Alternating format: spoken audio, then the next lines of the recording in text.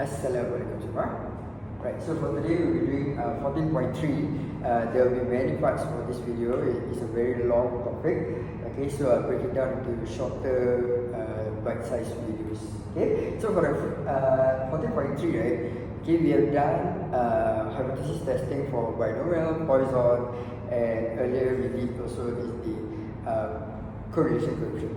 Okay, so now we're going to focus only on normal distribution. Okay, but there will be many little bits of parts here and there. Okay, so the first one they want to introduce you is called the z-test. Okay, you don't really need to know what z is. It's actually a term used for normal distribution. Okay, but the main focus here, we have done it before.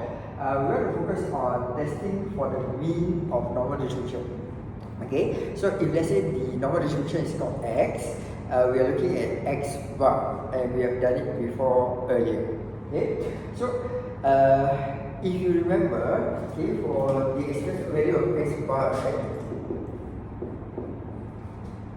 right? Okay, so the expected value of x bar, let's say we take three values. Okay, so it's 1/3. Okay, expected value of x1 plus expected value of x2 plus expected value of x3.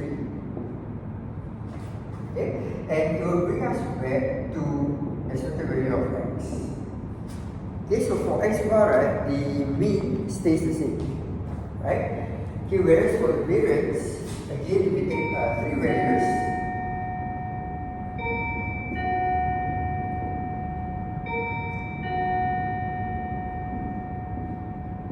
Okay, so I was waiting for the bell. So basically, if we take three values, it's going to be 1/3 variance of x1 plus variance of x2, okay, plus variance of x3.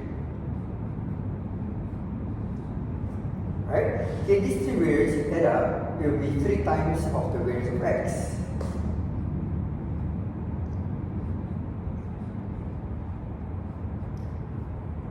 Okay, but here, you need to remember one thing. When we do variance of x1, x2, and x3, it's not really 1/3. Okay? When we are computing the variance, it will be 1/3 squared. Alright? So here will be 1/9. Okay? So when we do this, the variance is actually variance of x divided by 3.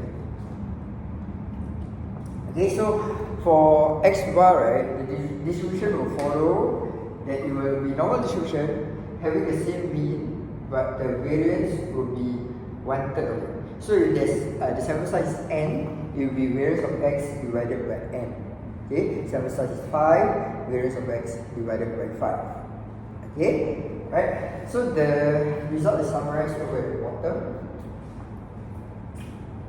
Okay, so if x has a mean of mu and standard deviation of sigma, okay, so we start with x first, then and if x is normally distributed, it must be normal distribution. The sample size n is large enough, so usually we take 30 and above.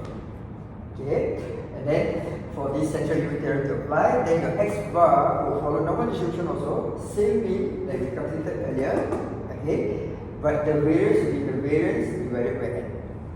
Okay, and it's also good to know that the standard deviation will be just sigma, because it's square root, right? It's square root base, you get sigma divided by square root n. Okay, so the standard deviation is sigma divided by square root n. Okay, right, so let's see what questions we can ask from here. Okay, so your teacher will be doing the investigation with you. Okay, let's move on to the examples.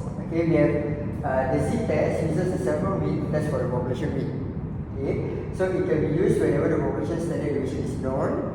Okay, when either the population is normally distributed or the sample size is large enough for CLT. CLT means central limit theorem to apply. Okay, so if you see like the sample size is huge, most likely you will follow this normal distribution. Okay, if they give you from the beginning that the distribution is already normally distributed, so this one of the time that you're going to use the z-test. Okay, or if you know the population mean and the standard deviation. Okay, that's also one of the points to see that we're going to use this z-test. Okay, so the z-test will look similar like earlier, okay, but we're going to use the normal distribution. Okay, right, so let's take a look. We say a machine fills a bag of flour labeled 1 kg. So it's labeled as 1 kg. Okay, but as you know, right, machines, right, they may not be exactly at 1 kg. Okay, right, to make sure that the bags are filled correctly, a sample of 40 is taken. So you take 40 and their weight is measured. The sample mean is found to be 995. That means all the 40, right, you add them up and then you divide it by 40 and then you get 995. Yeah, get it? Okay, from past experience, it is known that the standard deviation is actually 20. Okay, because you cannot calculate standard deviation based on 40. Okay, it's not fair because it's a machine that works every day, right? Suddenly you say, oh, this standard deviation is actually like this. Cannot. Okay, so the standard deviation needs to be from the population. That means you previously have measured a lot of standard deviation and then you found out that the standard deviation is actually 20. Okay, so take note that this is standard deviation of the population. Okay, something that you know, not from the sample of 40. Okay, but the mean is from the sample of 40. Okay, alright, so first question, use the p-value to test whether there is sufficient evidence at 5% level of significance or significance level that the machine is filling the bags to less than the correct weight. Okay, right, so to do that, okay, remember we always start off, the steps are always the same. Okay, we always start off with H0, the mean is actually 1 kg. Okay, because you want to see that the machine is filling the bags to be less than the correct weight. Okay, so our mu must be mu is 1000. Okay, but when you do the alternate hypothesis, the H1, okay, H1 will be mu is less than, because you want to see whether it's lesser than the correct weight. Okay, so p value will be, okay, so take note of this H0 and H1 first. Okay, so when you calculate the p value, because you know it's 995, right? So you calculate what's the probability that x bar is going to be 995.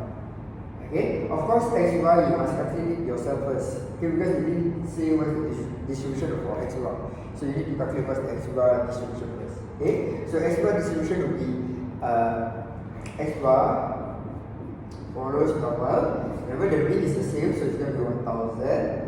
Okay, whereas the variance is going to be the variance that they give you 20, right? That's standard deviation, 20 squared. So it's 20 squared divided by sample size, which is 40. So this is the variance. Take note, variance are not standard deviation. Standard deviation you have to square root this whole thing. Okay, why am I using standard deviation? Because GDC requires you to key in standard deviation, not variance. But when you display the distribution like this, when you define it, you have to write variance for example. Okay?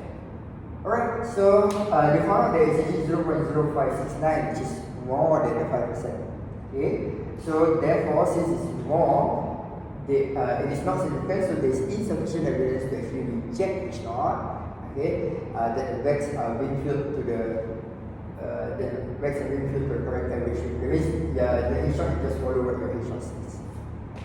Okay? Right, so the steps are all the same. We're calculating the probability, and then the probability turns out to be more than 5%. Then we decide whether we want to reject or whether we want to reject or there is insufficient evidence to reject H0. Okay? Right, next question is find the critical region. Okay, so critical region, okay, this time when we do critical region for the discrete random variable, right, you realize that the critical region is actually may not be 5%, okay, because it's discrete, right, so you can't really get exactly 5%. But for normal distribution, you can, okay, because it's continuous random variable. So what you're supposed to do is you're supposed to find this, okay, probability x is less than a, this is the critical region, or the critical value, if you want to say, okay, put it at 5%. Okay, this one is using inverse norm. We have done it before. Okay, so in chapter 13. Okay, so use your inverse norm, get the value of a. Okay, here. So use your inverse norm, set all your values there. Take note the standard deviation is 20 divided by square root 40 because of this thing. The variance is like this, right? So the standard deviation is just square root of that. So you get 20 over square root 40. Okay, so you get 994.8, that means the critical region is 994.8. That means if the flour is 994.8 or lesser, then we can say that the machine is actually faulty or something like that. Okay? Right. Okay, so what you see is actually the H0 being equals to 1000 and then the H1 being less than 1000. You can also try to see whether the machine is doing more, that means putting in more flour, which the company wouldn't want. Okay, you can do mu is more than 1000. Okay, but there is another test. It's called the two-tailed test. Okay, two-tailed test means when the question says see whether the machine is not filling up to 1000. When you say not, right, it can be more, it can be less. Okay, so this thing is called a two-tailed test. Okay, so from the picture you should be able to understand. Basically, the one that you have been doing is either more than a certain number, less than a certain number. Okay, but sometimes the question doesn't need you to be more or less. They just need you to be different, okay, or not getting that value. Okay, so it can be more or less. Okay, both, it can be both. So that means you need to do this thing called a two-tailed test. So what's the difference between the normal test and the two-tailed test?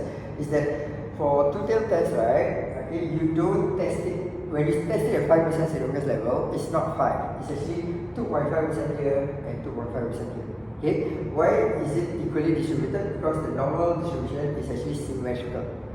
Okay, so it should be 2.5% here and 2.5% here. So if you want to see whether it is in the critical region or not, it needs to be in the 2.5% region, not 5%.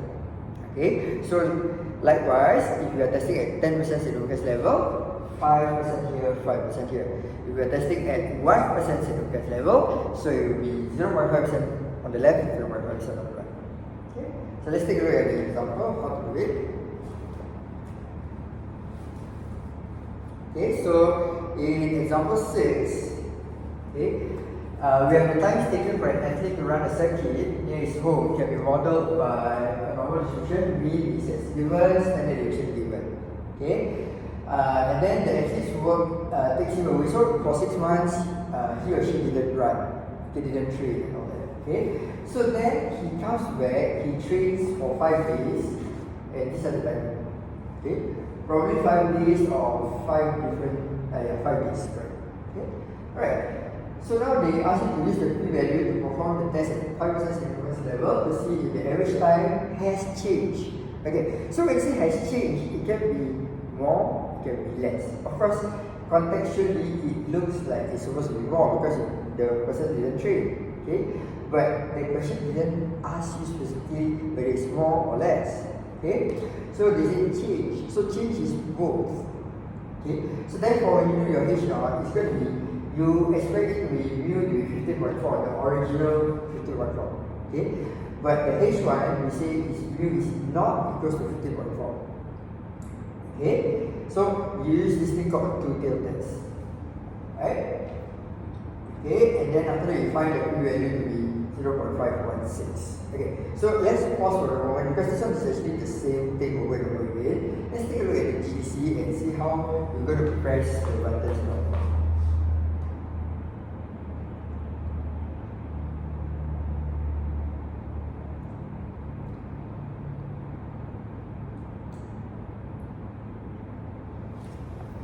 So let's run through we're going back and forth. Okay, so when you go to your GC, okay, you go stack edit, key L1, okay, the 5 values for the run. Okay, all the 5 values, right? Okay, and then we are going to do this mu not equals to 15.4, which is this thing called a two-tailed test. Okay, so okay, this thing you need to take note. Over here, when you press stack calculate, right? Okay, so you press this. Okay, what happens is there are 2 input. Okay, either it's a data input or stats input. Okay, so for now we're learning the data input. So what's the meaning of data input? Data input means there's available data for you to key in. Okay, stats input will learn data. Okay, where it's just the values only. Okay, but it's just data input. So when you key data input, there's a mu naught and all that. So let's see how you have to key in. This one has not been keyed in yet. Right? So when you key in, the mu mu naught means the h naught value, like that means mu is 15.4, right? Write down 15.4. Okay. The sigma is given as 0.62, so the standard deviation is given as 0.62, write down. Okay. And then the least, of course, is the L1 or L2, whatever they choose. So L1 for this case, frequency don't touch, leave it as 1. Okay. So over here is where you choose. Okay. If you want it to be a one-tail test, you will put that more than here or less than here. Okay. But because you want it to be a two-tail test, you will key in the not equals to. Okay. And then you press calculate. Okay. You can even draw, but in this case, we just want to calculate. Okay, so when you calculate, they will give you a few values, but the one that you're looking for will be the p-value. The p-value is actually 0.516. Okay, all the other values you don't need to know for now. Basically, there's some values here, there's actually standard deviation, etc., but we don't need to know yet, okay, because we haven't reached there yet. Okay, there's an n equals to 5, it will tell you how many sample size that you make and everything. Okay. Right, so more than means there is not significant, and then we have insufficient evidence to reject each one. Okay? Alright, so make sure you know how to press the calculator.